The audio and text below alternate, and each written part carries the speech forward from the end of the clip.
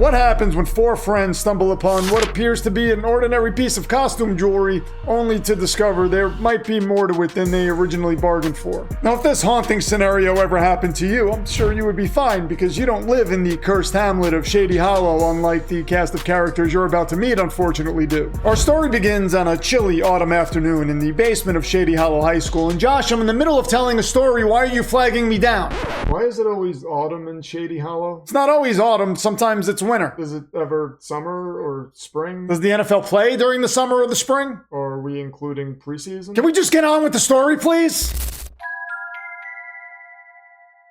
In Shady Hollow, even the most ordinary school event has a way of becoming far less ordinary. Take the Shady Hollow High annual garage sale, which is all Mr. Halverson, the school librarian, can talk about this week. Normally, the money raised goes towards sports, and last year it helped buy the football team new uniforms. But this year, the funds are going towards something far less exciting. Improving the library. New books, new computers, that sort of thing. And the students chosen to help in this endeavor all happen to be fans of AFC North teams. First, we have Marcus, the Steelers fan, an incredible athlete whose dream is to one day play for Pittsburgh and help break their perpetual cycle of mediocrity. His parents are concerned he might be setting the bar unachievably high. Then there's Cooper, the Ravens fan, who dreams of discovering a magical power source capable of sending anyone who refers to Lamar Jackson as a running back into a dark, alternate dimension.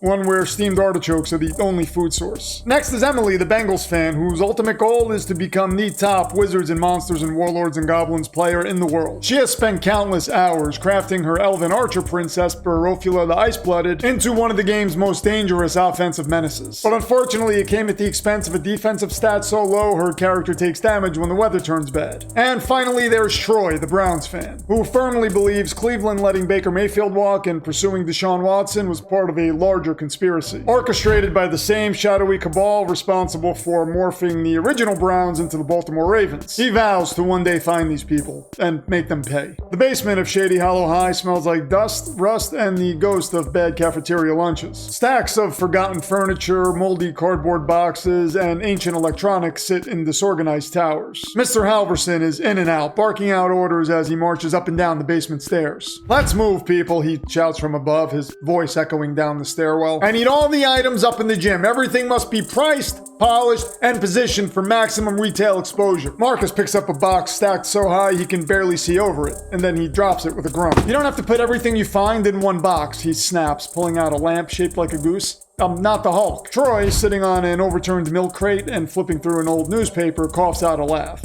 "You're right. The Hulk is way stronger. And smarter," Emily adds, not looking up. "And I don't mean banner form, I mean full Savage Hulk. He's still smarter." Before Marcus can fire back, Cooper calls out from across the room. "Hey guys, check this out." He's stepping down from a stool after rummaging through a dusty pile of junk stacked on top of an old armoire. In his hands is a wooden box, sealed with a rusted lock. One phrase is carved into the lid. "Do not open." "I mean," Cooper says, holding up the box, "should we open it?" Emily blinks. "Okay, that's a bad idea for two reasons," she says, pointing at the box. "That carving and the lock. I swear, sometimes your decision-making is worse than Harbaugh's clock management." "She's right," Troy adds, "about the box and the clock management thing." "Yeah, I agree on all counts," says Marcus, rubbing his shoulder. Cooper rolls his eyes. "Okay, first of all, Harbaugh is not that bad, usually. And second, the box is locked. I couldn't open it even if I wanted to." He turns to set it on a workbench and misses the edge. The box falls and hits the concrete and explodes into splintered pieces.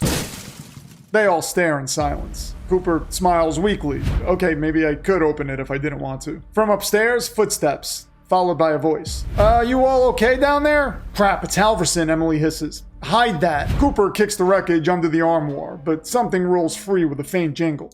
Troy snatches it up and puts it in his pocket just as Halverson descends the stairs. The man appears with a clipboard in hand and a smile that is way too cheerful for someone managing a used goods operation. "Thought I heard a commotion," he says. The four of them stand frozen, like a glitching school photo. "Nope," says Marcus. "Definitely not," says Emily. "Just working hard," Cooper says. "I love books," says Troy for some reason. Halverson claps his hands. "Excellent. With what we've collected already, and the online interest from those preview photos, this year's sale might break records." He walks over and starts casually repacking the box Marcus had just lightened, and rebuilds it into a teetering tower of nonsense. Finally, he balances the goose lamp on top like the star on a Christmas tree, then turns and heads back upstairs without another word. Marcus exhales. He hoists the box like it's filled with bricks, and follows, muttering dark thoughts about librarians and torn rotator cuffs. Emily glares at Cooper. "That was so close. Be more careful. Cooper shrugs. It could have happened to anyone. That's when Troy pulls the object from his pocket. A long silver chain with a heavy, tarnished amulet. On the front, a snarling wolf's face. Ugly looking thing, Cooper says. You think someone actually wore that? Probably, Emily replies. People long ago had terrible taste, and also tuberculosis. But things were different then. Troy flips it over. There's writing on the back, but it's not in English. Let me see, Cooper says, already pulling out his phone. He takes a photo and runs it through a translator app. A few seconds later, a sentence appears on the screen. When the sun hides, so shall the beast walk. Lovely, Emily says. Cursed jewelry. I can't wait to match it with a demonic friendship bracelet. Just put it back under the bench. If anyone finds it later, it'll look like it's been here since the Civil War. No way, says Troy. Halverson will love this. He'll probably name a wing of the library after me after he sells it. Emily rolls her eyes. Fine, but if he asks how you found it, I had nothing to do with this. Same, says Cooper. I wasn't even here. Halverson just saw you here, idiot, Emily replies flatly. Oh, right, Cooper nods. Oh, well, tell him I was in the bathroom when you found that. But Troy cuts him off. He is not going to ask about you. He shakes his head and turns and heads upstairs. On his way up, he glances down at the amulet in his palm. Suddenly, he feels lighter. Like nothing in the world. Not even the Browns' ugly four-headed quarterback monster could bother him. And he finds it strange how he hadn't noticed how beautiful the amulet was before. The detailing is so sharp, and the weight feels perfect. And now, it's pulsing. Faintly. Rhythmically. As if it's alive. The more he looks at it, the more it glows. A serene, pale green. Troy pauses at the top of the stairs, still staring at the amulet. He hears Halverson barking orders in the gym. Then, he grins and walks the other way.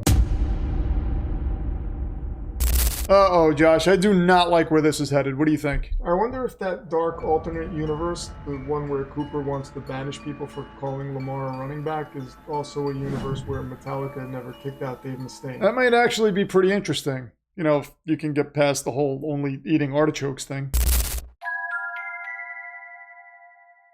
Saturday morning in Shady Hollow is breezy and crisp. The kind of fall day that makes even PTA fundraisers seem tolerable. The garage sale is in full swing. Kids dart between tables stacked with junk. Parents sip cider and complain about book prices. And Cooper and Marcus stand near the snack table, eyeing a plate of cookies with a sign that says not for students, as if touching one of them might trigger a giant boulder attack. Emily walks up. Any sign of Troy, she asks. Nope, Cooper says. Ghosted. Didn't even answer my last text. They all exchange a shrug. It's weird, but maybe he just overslept or lost track of time. Mr. Halverson appears, clipboard in hand, wearing the smug grin of a man who just sold a haunted porcelain doll that's tortured his bloodline for generations. This turnout's amazing, he says. We might actually double last year's haul. Cooper nods casually. Did you sell that necklace Troy found all on his own yesterday? Halverson blinks at him. Necklace? I don't remember seeing a necklace, he says, already distracted by something across the gymnasium. If you'll excuse me, he says, and marches off towards a table where students are crowding around baked goods, wagging his finger. Kenny, those cupcakes are not for students. Can't you read the sign? Eagles fans, Marcus mutters, nodding towards where Halverson disappeared and shaking his head. Emily doesn't laugh. She appears to be in deep thought. You think Troy kept the necklace? Well, he is a Browns fan, Cooper says. And Browns fans are, Browns fans. So, well, Emily stares at him, torn between agreeing with him and stomping on his foot. And that's when Troy shows up. He looks like hell. Hair matted, shirt rumpled, eyes bloodshot, like he'd been up all night wrestling demons. Or becoming one. Hey, look who decided to pull himself out of bed, Marcus says. Then he notices the state Troy is in and his smile fades. Is your shower broken at home or... Guys, we need to talk, Troy says. His eyes darting around like he just stole a cupcake from under Halverson's nose. What's going on with you, Emily says, looking concerned now. Troy could be a little off sometimes, but this wasn't like him at all. I don't remember anything, he says. They stare at him for a moment. Then Cooper clears his throat. Well, you might want to brace yourself, he says, placing a hand on Troy's shoulder. You're a Browns fan, but the good news is there are treatment options. Troy swats his hand away. This is serious, he snaps, glancing around like he expects something to lunge out of the shadows. The last thing I remember was walking up the stairs from the basement. I had the necklace in my hand, and then everything just went black. I woke up in my bed still wearing my clothes. They were filthy, like I'd been crawling through the woods all night. And I had this dream. Emily watches him closely. What kind of a dream? He meets her eyes, hesitant. That I was a wolf. Before anyone can respond, Halverson appears. He's pale now, his clipboard hanging loosely at his side. "I just got a call," he says. "Mr. Grimford was attacked last night. They think it was an animal." "What kind of animal?" Cooper asks. Halverson lowers his voice. "I'm not sure, but they said it walked upright." He doesn't wait for a reaction, just turns and walks off, like he's trying to outrun the image he just planted. The three of them look at Troy. "Where's the necklace?" Emily asks. Troy unzips his jacket. The chain is hanging around his neck, glowing faintly, pulsing like a heartbeat. "I can't take it off," he whispers. Oh man, it looks like Troy's gotten himself into a real pickle, hasn't he, Josh? Why doesn't he just reach out to Aaron Rodgers? Didn't he date a witch once? Yeah, and thankfully he didn't drive her to the cliffs of insanity. Otherwise, we could be stuck in some evil Scarlet Witch multiverse of madness situation right now. On that note, let's head over to NFL High and see how Mr. Demarest has the AFC North finishing this season. Quick question. Why do you hate it when I ask people to subscribe to the channel? Because I'm not desperate, Josh. If they want to subscribe, they will. This is not a charity telethon, and you're not Ryan Reynolds. It's time to hand out the AFC North's record predictions, and why don't we start with the most interesting team in the division, the Pittsburgh Steelers. You hear that? He said we're the best team. He said interesting, not best. The same thing. No, it's not. Best means best. Interesting could mean chaotic dumpster fire. Okay, I'm pretty sure he meant it in a good way. I will say this about you, Pittsburgh. What you pulled off this offseason is nothing short of remarkable. Boom. Thank you. I mean, how a team could be in the same division as the Cleveland Browns and still figure out a way to be the punchline, that is impressive. Wait, that started out sounding good, but now it sounds weird. Not as weird as whatever Cleveland's doing. Hey! At least we convinced Myles Garrett to come back. There is a difference between convincing someone and bribing them. You can convince someone with a bribe. Not that you'd know, because you never spend money. Excuse me, we spent generously this offseason. Oh, my bad. Don't get so defensive. Oh, wait. You can't get defensive. You know, because your defense isn't any good. Yeah, I know what you meant. Okay, I would like to wrap this up before Cleveland is officially on the clock. On the clock? Wait, you think we're getting the first pick? We're like the 8th highest ranked team in Madden. I think you will be heavily in the conversation after you finish 3-14. Pittsburgh, I've got you at 7-10, mostly because I think it would be hilarious if Mike Tomlin's winning record streak was broken because of Aaron Rodgers. For the record, I am not happy you said that, but I'd be lying if I said I couldn't see it happening. Cincinnati, I've got you at 10-7, which should be 12-5. But I've got you losing weeks 1 and 2 to the Browns and Jaguars because, well, that's just what you do early in the season. I'm gonna go ahead and mirror what Pittsburgh just said. Hey, get your own sentences. Shut up, both of you. Baltimore, I've got you at 15-2. And tell your fans not to hit the comment section asking me to pull back on that because it shows weakness. Oh, they're not really used to nice things lately. But how do you see the Super Bowl playing out, by the way? We're not doing Super Bowl picks for a few weeks, but let's just say you'll be in the mix. Yes, Pittsburgh, what is it? Yeah, is there anything we can do to make you consider keeping Tomlin's winning streak intact? Yes, go back in time and maybe don't give Justin Fields a reason to leave. A mobile quarterback behind that offensive line would probably serve you well. You think Baltimore's got a shot at the Super Bowl this season, Josh? I love their secondary, but there's a real chance Derrick Henry falls off a cliff this year. Well, if he does, let us all pray for the villagers living in the valley below. And so the story continues. What do you mean you can't take it off? Cooper asks. Like it's stuck to you? No, Troy says. It's not stuck. It's just heavy. It's like trying to lift Mjolnir. Marcus squints. Trying to lift what? Thor's hammer, Emily explains. Only Thor can lift it. Well, that's not true, Cooper adds. Captain America lifted it, so did Jane Foster, Beta Ray Bill. Can we focus? Troy shouts. I'm freaking out. Maybe we should go to the hospital or something. Cooper scoffs and asks for who? Dr. Strange? Well, I don't know what else to do, Troy says, and Emily cuts in. No, Cooper's right. Cooper looks at her. About Dr. Strange? Not exactly, Emily replies. But I know someone like him, only smaller and annoying, but he might be able to help. Now, like I told you earlier, Emily is deep into wizards and monsters and warlords and goblins. And if there's one thing she's learned, it is that the top tier players in that game, they're usually obsessed with magic, myth, and the dark arts. And if you saw the Dallas Cowboys episode of the Demonverse, which I will also link at the end of this video, you already know there is no wizard more powerful in that game than Micah the Humble, the in-game alter ego of one D'Angelo Appleton, lifelong Cowboys fan and full-time chaos merchant. So that's where they go. Straight to D'Angelo's house. When they arrive, D'Angelo's dad opens the door, chipper and chatty as always. He immediately launches into a passionate retelling of the Cowboys' Super Bowl wins in '92 and '93 as he slowly escorts them upstairs. At the top, he stops at D'Angelo's bedroom. He opens the door and calls into the room. Company. Then as he walks away, he pauses and turns around at the top of the stairs. Check in with me before you leave, he says cheerfully, so I can give you the full '95 Super Bowl breakdown. D'Angelo's back is to them. He's playing Wizards and Monsters on his PC with his headset on. Barofula, he grunts, not bothering to turn around, looking for another shield spell. This is more serious, Emily says. Troy is in trouble. And this should concern me. Why? D'Angelo asks. Emily hesitates. Well, because magic might be involved. She nearly cringes at how ridiculous it sounds out loud, but it's enough to get D'Angelo's attention. He glances over his shoulder. Troy's jacket is unzipped. The amulet on his chest is glowing and pulsing steadily. Interesting, D'Angelo says. Where'd you get it? We found it in the school, says Cooper. Well, Troy technically did, if Halverson asks. I see, D'Angelo says, and he turns back to his game. I can't help you. D'Angelo, you have to, Emily pleads. We don't know what to do. How about you don't tinker with objects you know nothing about next time, D'Angelo says, and he spins around in his chair. Micah AFK, he adds, and takes his headset off. He surveys the four of them as they stare silently at him. Give me a moment, he says, rising. He walks to his bedroom door, pulls a key from his pocket, and locks it from the inside. Then, without a word, he crosses the room, steps into his closet, and shuts the door behind him. They hear another click.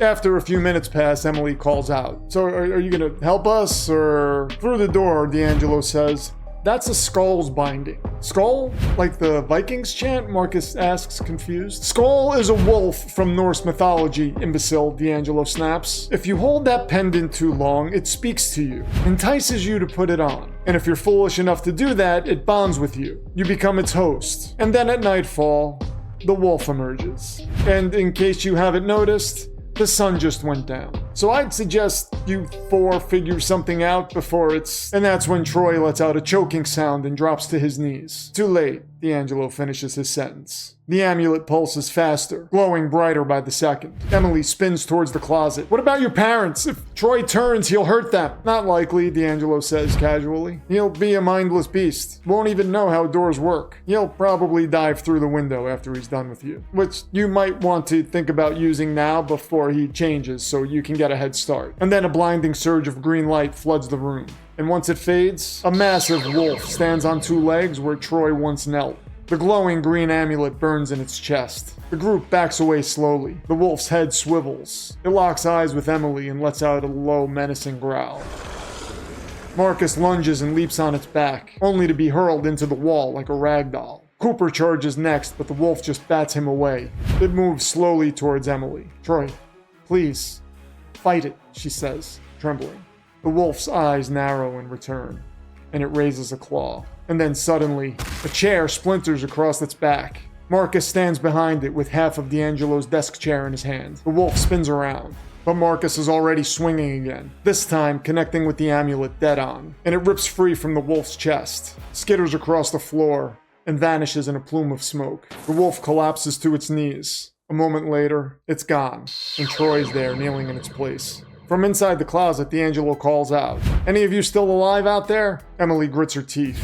"D'Angelo, I am going to kill," but a voice cuts her off. D'Angelo's dad from the hallway. "Everything okay in there? It sounded like a bit of a ruckus." He jiggles the handle. "Hey, this door's stuck." D'Angelo casually emerges from the closet, strolls across the room, and unlocks the door as if nothing happened. "Can you please knock from now on, Dad?" "My bad," his dad says. He glances at the others, unfazed. "You guys ready for that 95 Cowboys breakdown yet?"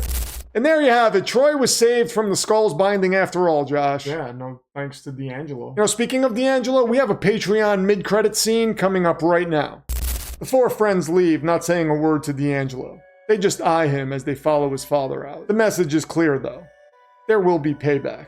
But D'Angelo doesn't look concerned. Hours later, he's back at his computer again, deep into wizards and monsters and warlords and goblins. He just entered the village of Houdat and settled the score with a longtime nemesis, Kamara the Quick, who never saw the ambush coming. After looting Kamara's belongings and ignoring the angry direct messages, he hears it, a faint gust of wind, and a low metallic jingle somewhere behind him.